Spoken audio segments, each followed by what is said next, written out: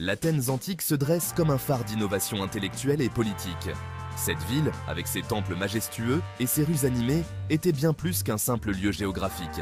Elle était le cœur battant d'une révolution culturelle et intellectuelle qui allait influencer le monde entier. Cette cité-État, nichée au cœur de la Grèce, a donné naissance à la démocratie, une idée radicale qui allait changer à jamais le cours de la civilisation occidentale. Les Athéniens ont osé imaginer un système où chaque citoyen avait une voix, un droit de participer aux décisions collectives. C'était une rupture audacieuse avec les systèmes monarchiques et oligarchiques qui dominaient alors. Des pentes escarpées de l'acropole au marché animé, Athènes vibrait d'une énergie débordante, un creuset où la philosophie, l'art et la politique s'entremêlaient. Les philosophes comme Socrate, Platon et Aristote débattaient des grandes questions de l'existence, tandis que les artistes créaient des œuvres qui allaient traverser les âges. Les citoyens se rassemblaient dans l'agora pour discuter, échanger des idées et participer à la vie publique. C'est ici, au milieu des oliveraies et des collines ensoleillées, que nous devons voyager pour comprendre la genèse de la démocratie et son héritage durable. Les paysages grecs, avec leur beauté intemporelle, ont inspiré des générations de penseurs et de leaders. En explorant ces lieux, nous pouvons ressentir l'esprit d'innovation et de liberté qui animait les Athéniens.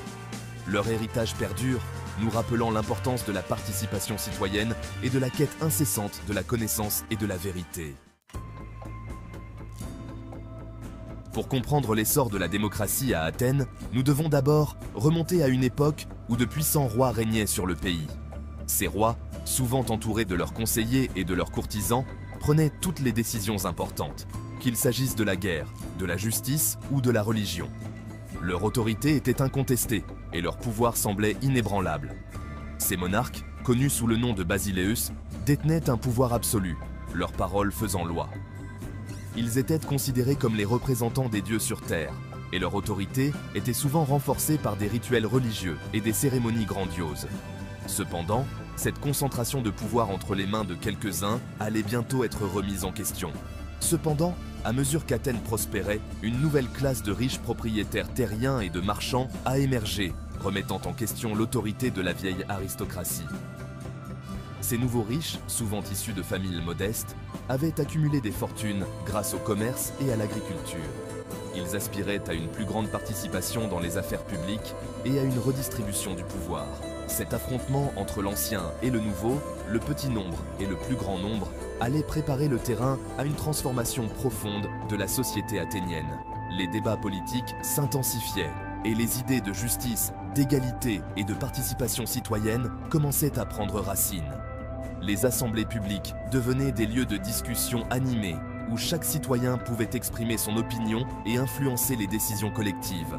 C'est dans ce contexte de bouleversements sociaux et politiques que la démocratie athénienne allait voir le jour, marquant le début d'une nouvelle ère pour la cité et pour l'humanité tout entière.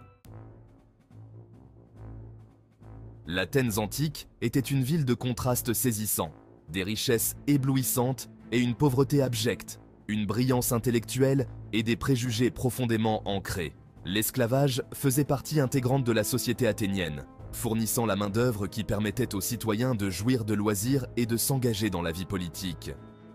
L'unité familiale était primordiale, les femmes étant reléguées à la sphère domestique, tandis que les hommes dominaient la vie publique. C'est dans ce monde complexe et souvent contradictoire que les graines de la démocratie ont été semées.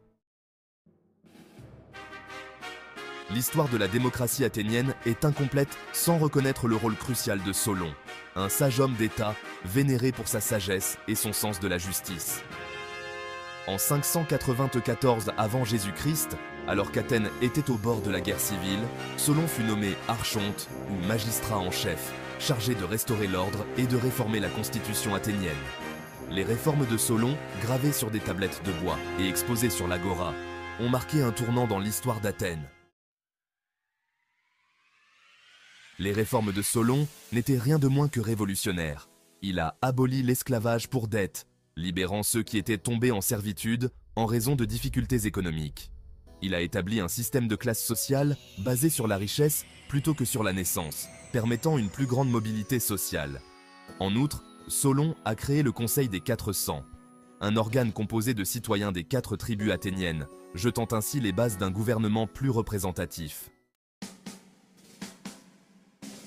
Un siècle après Solon, une autre figure imposante a émergé sur la scène athénienne, Périclès. Orateur charismatique et homme politique habile, Périclès a inauguré un âge d'or pour Athènes. Il croyait fermement au pouvoir du peuple et cherchait à démocratiser davantage le système politique athénien. Sous sa direction, Athènes a atteint le zénith de sa puissance et de son influence, devenant un phare de la culture, de l'art et de la démocratie pour tout le monde antique.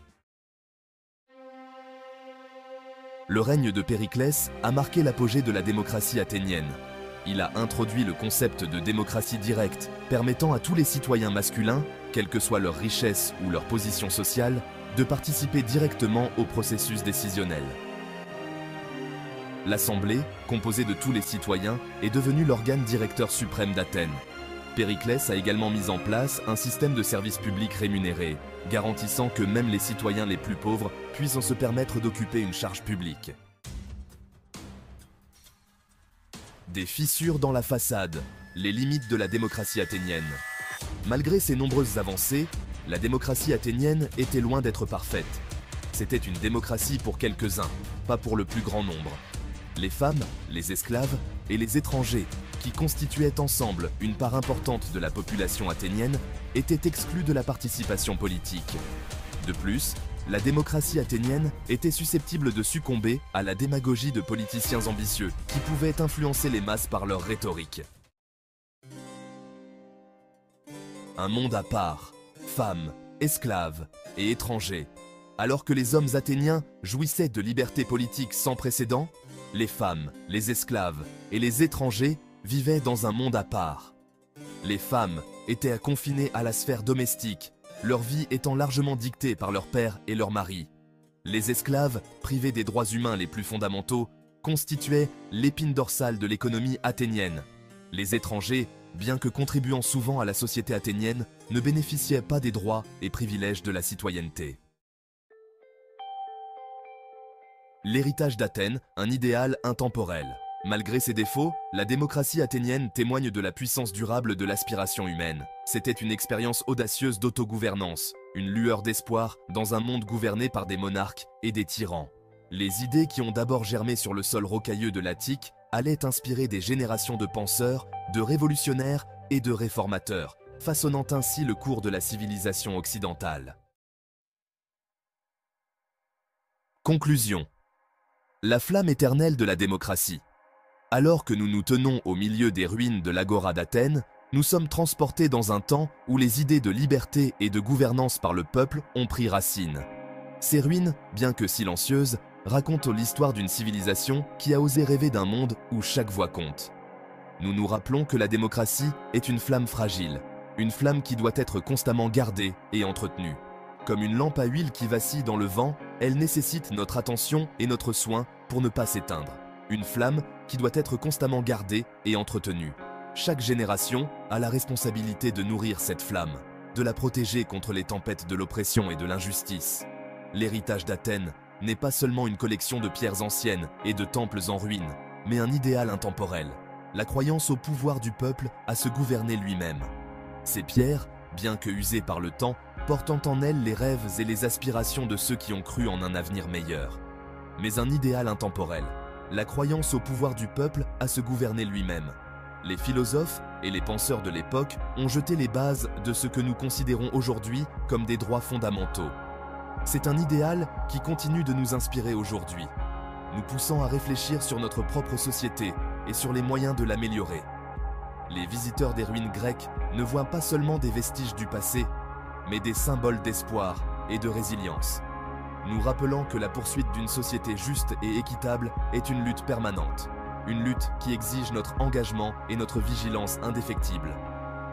Les débats et les protestations modernes sont les échos des assemblées grecques où chaque citoyen avait le droit de s'exprimer. Une lutte qui exige notre engagement et notre vigilance indéfectible. Tout comme les soldats grecs veillaient sur leur cité, nous devons veiller sur nos valeurs démocratiques, les défendre contre toute forme de tyrannie et d'injustice. La flamme de la démocratie brûle encore, et c'est à nous de la maintenir vive pour les générations futures.